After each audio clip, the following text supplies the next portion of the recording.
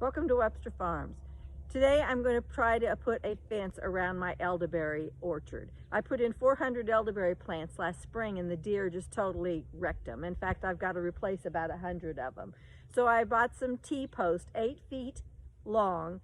I'm going to try to drive them into the ground with a T-post driver. I went and rented a gas one this morning, and then wrap electric fence around that. It's going to be a bit of a challenge for me. I'm only 5'4", and so I've rigged up some ladders. I'm going to try to stand on the ladders and drive these in. I may or may not be successful, but we're going to give it a try. So let's get started.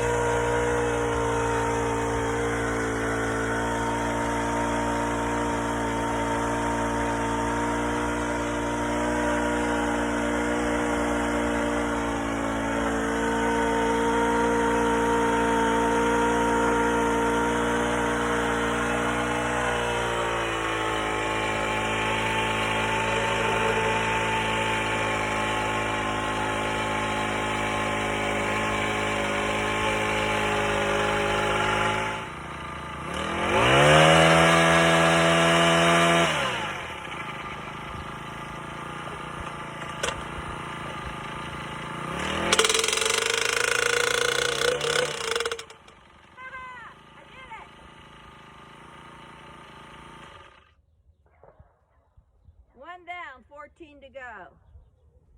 Took me a while to figure it out. I ain't never ran this before.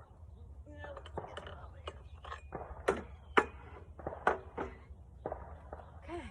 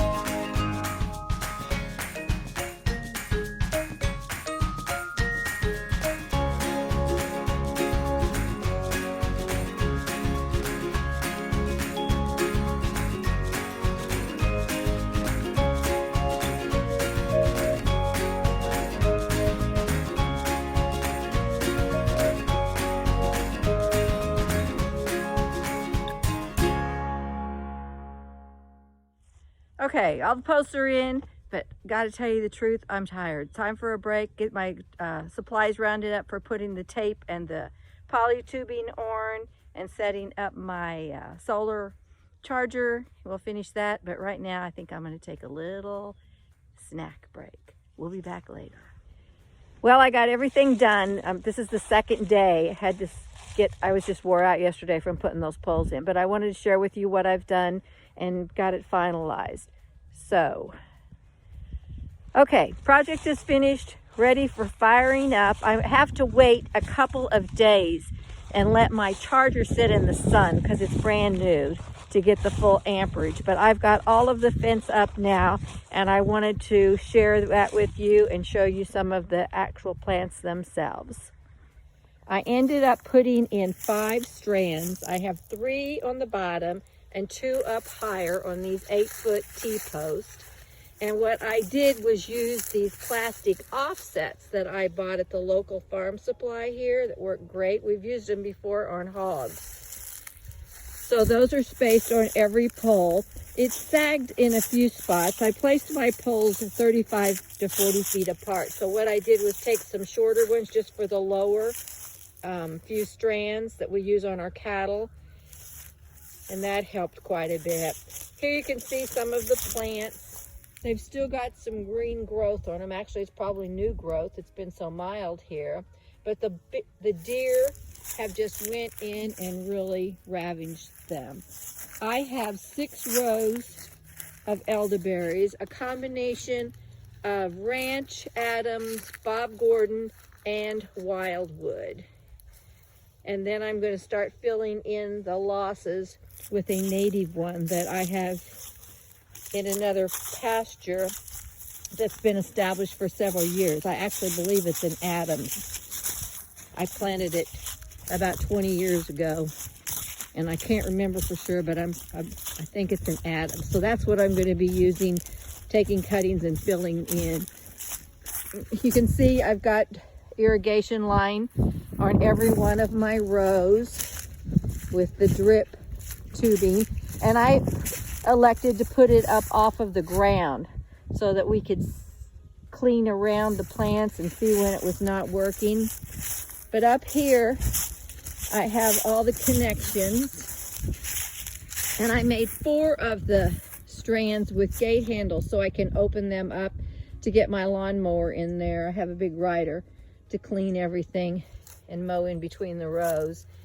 And then I have the charger set here, and each one of the strands are all tied together. Grounded it in there. And this one will work for 5 miles is what it said. That should be plenty for what I need. Anyway, that's my project. For now, I guess time will tell if these deers respect this hot wire. If not, I'll go to the next stage, which will be putting a solid fence around it, but I really don't want to do that. This was pretty cost effective. I had most all the supplies. All I had to do was buy the poles, and that cost me $90. And some more of those offsets, that was at 12 bucks. The rest of the stuff we had from our other operations here on the farm. There's some more of the plants you can see in the background. So anyway, thanks for watching this video. I'd appreciate it if you subscribe to my channel, and I will be putting several more in the next few months as I get things ready here on the farm. Thanks and have a great day.